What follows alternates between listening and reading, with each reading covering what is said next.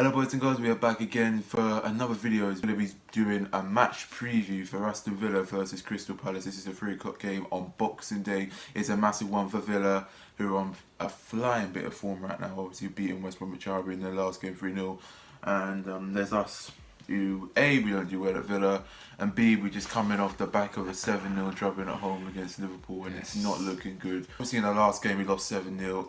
First half didn't really play that bad. This was against Liverpool, of course, at Selhurst Park nearly a week ago. And then second half it came out. Roy's tactics were just not on. Instead of just sitting back and just taking the 3-0, maybe even trying to get one goal, keeping the score down, our defence was just so open. Players like Van Aanholt and Milivojevic, who, if you saw my Instagram, you could tell I never wanted to see them play for Palace again. Got the tactics wrong against Liverpool in the way that Roy normally would have played, and I'm wondering if he felt as if he had to play a bit more of an attacking team, but it became, I mean, we were 1-0 down after 2 minutes. To lose 7-0 at home, it's not normal. No, I mean, that's the worst home defeat I've ever known for Palace. I've been watching it for some years. The worst one was that 4-0 drubbing at Sunday in 4 years. But I mean, I was up in Liverpool when we lost 9-0, and which I always said would actually turned out to be a blessing in disguise, because we sort of realised how poor we were, and we knew that we had to get better. So the team pulled together and got better that time. And it was our final third was poor, lacking. Ball and in then the we box. bring on players like Batshuayi, stand around. The man was offside more times than he actually probably touched the ball when he came on. He was at least offside 3 or 2 times. I think the problem we had against Liverpool was that we probably could have gone out there in hindsight with a bit more of a defensive-minded feel about the team, and then tried to hit them on the break. But we went a goal down one early on, and it really knocked the sort of stuffing out of us. But the problem for us was that our midfield didn't provide any buffer. No, it's players like Luca. You got players like Gary Cahill in the team. He should be the captain. Luca should play in the under-23s. He's unfit. He's got no pace. He spends more time flapping his arms around and complaining. You're a captain. Act like a captain. I think it's not good enough. With the Liverpool, the defence, the midfield weren't really present.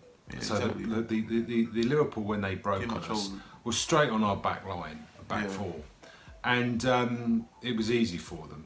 Too easy. So there was that, especially in the second half as well. Come half time, we were 3-0 down. Okay, the game was done.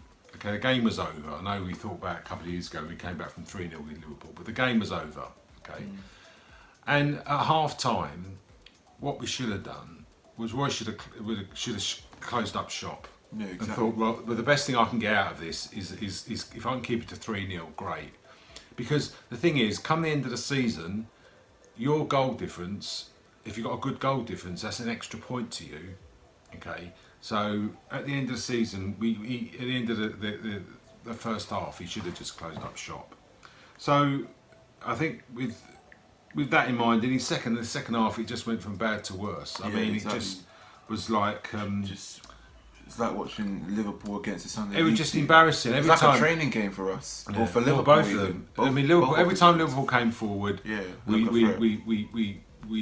looked as though we were going to concede. And the players' sort of heads just dropped. There's no passion. Yeah, exactly. I mean, the thing is that there's no right from the front four. There's no closing down. There's no working hard. I mean, especially there's no goal number. What was it? 5. Van Aanholt. He lobbed the ball up the pitch, and he can't cross. And then he tried heading it and just fell over so awkwardly. They caught us on the break and went and scored. I think it was the 7th goal. Looking at the Premier League table right now, we currently sit 13th on 18 points, and that's a bit of a 9th in the table on 22 points now. Aston Villa, if we're looking right here, they've only drawn 1 game, won 7 and lost 4. Now our record, we lost 6, drawn 3 and won 5. Villa, let's talk about Aston Villa first. They look a different team. Last season they were shambolic defensively, conceding too many goals. Their manager, you would have thought, could have gone at Christmas, but then he just about kept them in the Prem in July. I mean, by the skin of their teeth. Villa are playing off the momentum they built up at the end of the season. Exactly. Very similar to Leicester, when Leicester had that poor season, stayed up, and then they used that momentum to win in the Premiership. Exactly. With Villa, obviously Grealish is their main man. Paul I mean, Gascoigne, as you like to say that, you know. yeah, I mean, I love watching Grealish. I would actually go and pay money to go and watch him play. I mean, the guy's got such a fantastic balance. Play well for England, and he's as on well, that ball. Yeah, superb. he gets the ball and he just looks like he's strolling in the park. I mean, he's so confident on the ball. And so that obviously is our main worry. When he's got the ball, the problem is when he has the ball, he pulls players that you're all drawn to him because he's got the ball, and he creates space for other players. So, you know, that's the main problem we've got, is how we're going to defend now. I think what Roy's going to have to do with the Villa game is approach it, you know, similar as if he was playing Man City. Sort of park the bus in a way, keep it simple. He's got to sort of park the bus, but I think what we've got to do, we've got to be defensive minded. We've got to look as though we can keep a clean sheet, because that is what we need to do. We need to try and keep a clean sheet. And then as we get into the game, because, you know, if you can get to 70 minutes and it's 0-0 and they get frustrated because they haven't scored or whatever, then you can start to open up a bit. Yeah. Bring players like maybe, I don't know, but Batshuayi on a bit, or Townsend, even players like that.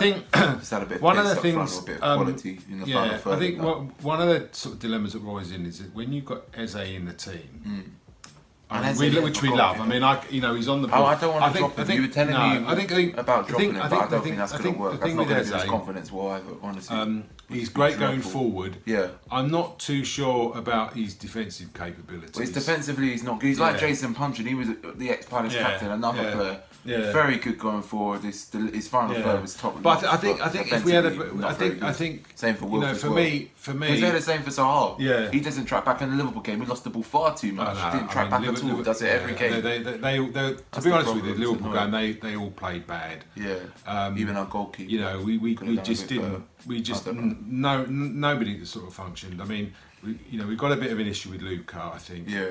And I think midfield, he needs to. We need to shore up that. We've got a full squad though. Yeah, I know. You only got players like Nathan Ferguson, Wayne Hennessy, and Wickham are out injured.